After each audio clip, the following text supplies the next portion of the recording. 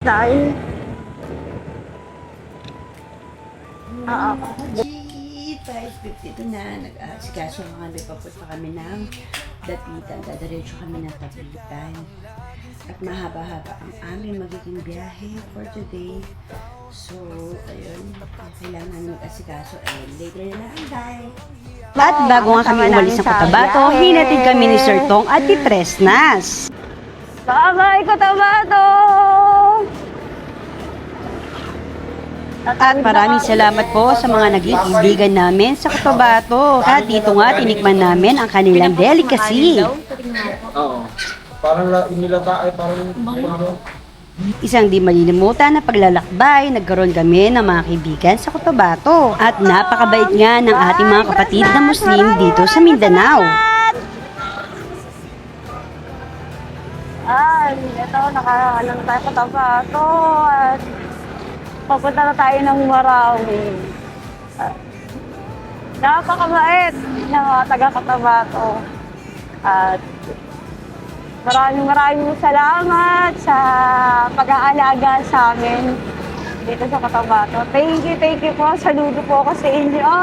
I love you mga kapatid! Parang Maguindanao.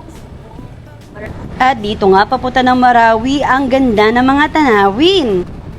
Ingat-ingat nga lang dahil may basa sa daan. Buti na lang, D-Plus tire ang gamit ko. Dito, pwede. Gusto mo magkape? Ayan, dito sa lugar nila. Yan. From Cotabato, going to Dapitan, isa na rin to sa aming pinakamahabang biyahe. Guys, gamit na natin ang D-Plus tire. Nakita naman natin ang mga pinagdaanan namin. Ay, naku, subok na. Sabi dalawa nito. At sa punto to, para may sumasabay sa amin. Sabi ko kay B, tumigil kami kung saan may mga tao. At sinure nga ng mga kapatid natin na Muslim na safe na sa Marawi. Hindi na siya gaya noon. Maraming salamat mga kuya. Bye-bye po. Salamat.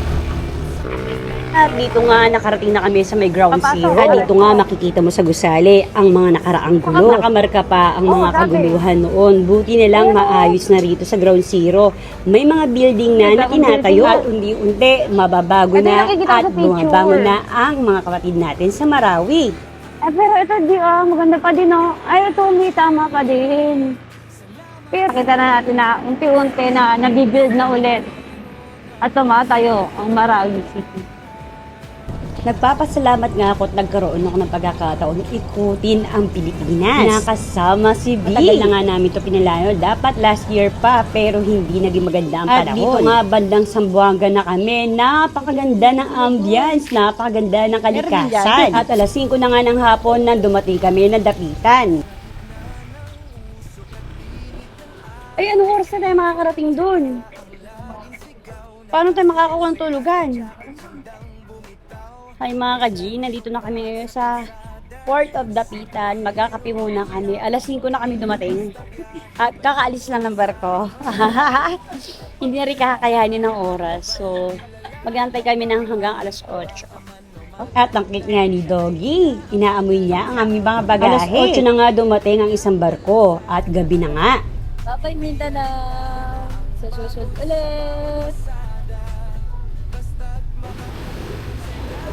Good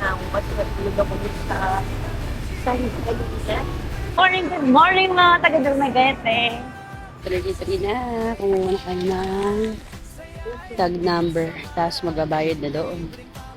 Para sa resibo. Let's go.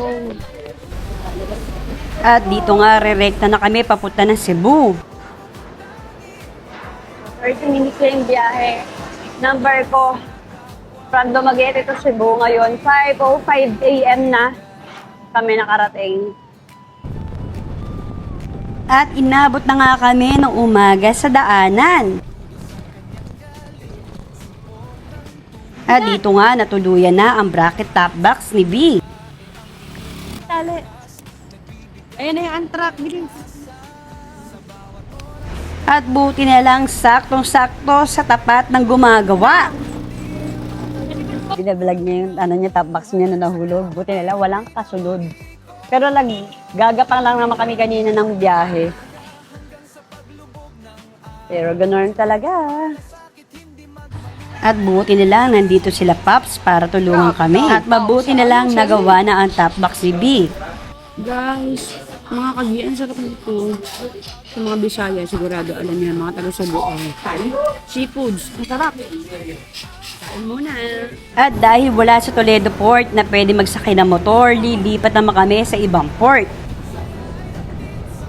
At dahil alanganing oras na rin, nag-decide na lang kami, dito muna kami sa Cebu magstay bago kami magpunta ng Bohol. At dito nga, tinikman namin ang lechong Cebu. Here. Crab meat. Baga sa crab meat. 50 isa, ma'am. Okay, balik lang mo. Thank you. At sinubukan na nga namin dumaan sa pinakamataas at pinakamahabang tulay.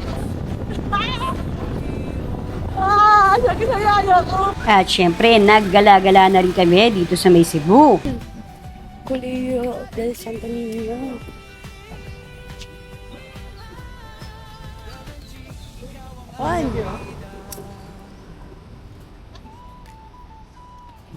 Anong basilika de? Ang ganda doon sa loob, oh.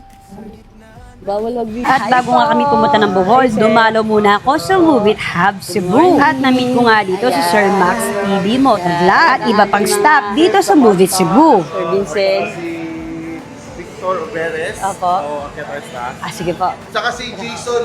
Jason pala. Sir Jason. Jason Bugwak. Kevin.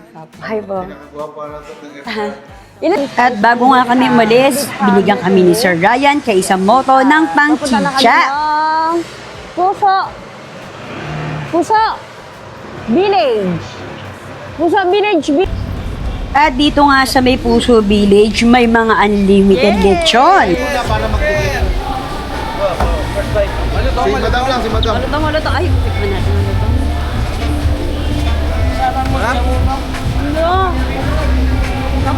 Siya si Darna G. Ito, unlimited na yung lechon. Tapos, grabe sila magbigay ng kanin, 3 agad. Ito yung nila. Dinuguan yata yan. Sarap ng dinuguan. At dito nga kung tayo sanay sa sausawan ng Mang Tomas, dito ay suka. Lechon. Magkano yung serving yan? Oo, diba? Maraming salamat Sir Max, Moto TV at Movie at alas 12 na nga ng tanghali nung kami ay nakasakay ng barko. Kaya yun muna mga ka-G, abangan ang aking vlog dito sa may Bohol.